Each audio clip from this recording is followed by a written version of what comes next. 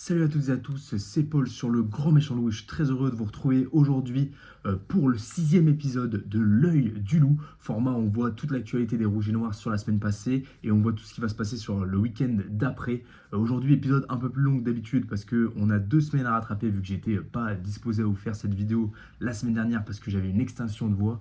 Donc voilà, on va reprendre tout de suite les 2 semaines d'actu que j'ai manqué. Avant toute chose, n'hésitez pas à vous abonner, il y a du lourd qui arrive sur cette chaîne en continuant ces formats-là, mais aussi des nouveaux formats que vous découvrirez. On va essayer de reprendre aussi, je vais essayer de reprendre, pardon, le compte Instagram avec une publi par jour assez qualitative sur le loup rugby. Donc voilà, on va reprendre ça dès la semaine prochaine normalement. Et du coup, on va commencer tout de suite non, l'œil du loup, le tour de l'actualité avec les internationaux. C'était il y a 2 semaines, hein. Donc Guillard champion face à l'Angleterre, un match historique, hein, face aux Anglais. Guillard qui a fait une très bonne entrée en deuxième mi-temps, donc on est très content pour lui. C'est positif d'avoir pu passer un joueur dans cet effectif qui est quand même, on va le dire, assez relevé, une des meilleures équipes au monde. Du côté des U20, ça n'a pas été le cas. On n'a pas réussi à placer de joueur parce que Charlie Mignot n'a pas joué du tournoi. Donc même si les U20 sont champions suite à leur victoire contre l'Angleterre, on n'a pas de Lyonnais champion, donc c'est dommage, hein, mais pareil, génération très relevée. Donc on verra par la suite ce qui se passera pour Charlie Mignot, notamment au niveau de la Coupe du Monde U20 qui arrive cet été. On parle d'une autre équipe U20, U20 développement, donc c'est une équipe U20 secondaire avec des générations encore plus jeunes, des 2007, pour préparer l'équipe qui va jouer le tournoi de la saison d'après. Donc c'est encore une fois de la formation dès le plus jeune âge. Et on a Lilian Barré qui a joué avec nous en Challenge Cup. Il a joué 3 matchs, il me semble, 2 en tant que remplaçant et un en tant que titulaire. Donc Lilian Barré qui avait 17 ans à l'époque de la Challenge Cup, je ne sais pas s'il a 18 aujourd'hui, mais qui est sélectionné avec ses U20 développement. Et je l'ai su grâce à un compte Insta qui s'appelle Scoot Jeune, voilà, sur Insta. Donc n'hésitez pas à aller y faire un tour. Je le connais pas, mais voilà, n'hésitez pas à aller voir ce qu'il fait. C'est assez sympa si vous voulez en savoir plus sur les jeunes rugbyman. Cléobar était du côté des U18 des Bleus. Donc on avait Cléobar qui était appelé Cléobar, qui était titulaire pour la première fois pour le premier match du coup des France U18 face aux Anglais, et énorme branlée de la part des Français, 63-33, sachant qu'on était en Angleterre, donc ça c'est du positif. On a fini sur les internationaux français, on va passer sur les Italiens qui ont perdu face au Pays de Galles. J'ai porté un petit peu la poisse, j'avais dit qu'il ne devrait pas y avoir de problème, et finalement Ioane s'est fait surprendre à l'image des Italiens, et victoire du Pays de Galles à Cardiff. C'est la première fois que ça arrive, il me semble, depuis à peu près 2 ans dans le tournoi des 6 nations. Les Géorgiens, c'est pareil, ils se sont fait surprendre. J'aurais porté aussi la poisse contre le Portugal, 19-17 en finale du Championship Rugby. Donc c'était pas arrivé depuis 2004 que le Portugal gagne ce tournoi. Comme quoi tout est possible. Il n'y avait que Saguinazzi titulaire sur ce match, qui a participé à ce match parce que Apissori n'était pas là et Barakadze non plus. On espère que ça les a pas trop affectés. On a fini sur les internationaux et ce même week-end, du coup il y a 2 semaines, avait lieu un match plus que décisif à Gerland pour nos féminines. C'était le match de la mort avant-dernière contre avant-dernière.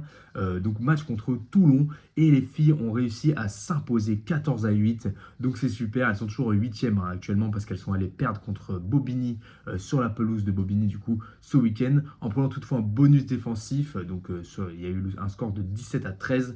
Donc quand même bravo les filles pour ces performances.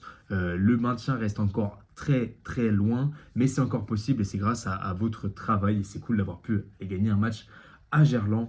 Donc voilà, c'est top. Côté de la réserve, les filles sont sur 2 victoires d'affilée avec un 25-17 imposé, elles se sont imposées 25-17 pardon, sur la pelouse de Bobigny il y a 2 semaines. Elles se sont imposées 24-17 contre Toulon ce week-end, pardon, et elles sont 7e du classement, donc actuellement c'est top.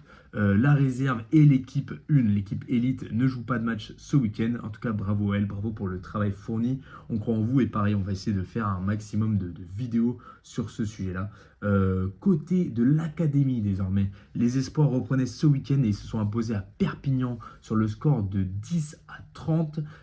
Ils sont dans une poule composée, je le rappelle, du CA Brive de Perpignan du coup et de la section paloise. Prochain match ce week-end à 15h du côté de Pau.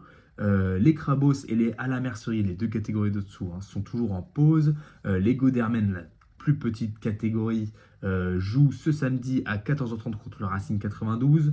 Les Godermen sont troisième du classement actuellement. Elles vont jouer contre le Racing qui est premier, donc ça promet. Racing qui est vraiment l'équipe au-dessus, on le voit au niveau des points du classement. Donc ça, vraiment, c'est un match qui promet, ça va être assez plaisant, je pense, avoir joué du côté de Nanterre. Pour ce qui est de l'académie féminine, on a les U18 élites qui ont enchaîné deux victoires de suite, hein, une contre Montpellier sur un score énorme à l'extérieur de 24-47 et une contre Béziers ce week-end 19-8 à domicile.